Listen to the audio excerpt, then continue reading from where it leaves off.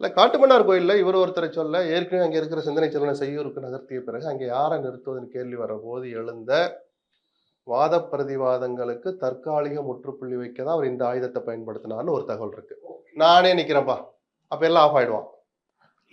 நிஜமாவே அவர் நிக்க போறாரா, இல்ல வேட்புமனுவை தாக்கல் பண்ணாம இன்னொரு 3 நாள் கழிச்சு இல்ல அவர் நிப்பார்னு யார் நினைச்சிருந்தாரோ இந்த கட்சியுடைய வளர்ச்சிக்கு வெற்றி வாய்ப்புக்கு இவர் தான் சரியா இருப்பான்னு அவர் ஒருத்தர் நினைச்சிருப்பார் இல்லையா, அவரை சொல்லி நீ போய் வேட்புமனு தாக்கல் பண்ணணும்னு சொல்ல போறாரா தெரியல. ஆனால் இந்த பட்டியலை வெளியிட்டுட்டு அவர் ஒரு வீடியோ வெளியிட்டார். அதுல சொல்றார், வரப்போகிற சட்டமன்ற தேர்தல் முடிந்த பிறகு தமிழ்நாட்டில் ஒரு புதிய சூழல், அரசியல் சூழல் உருவாக போகுது அப்படிங்கிறார்.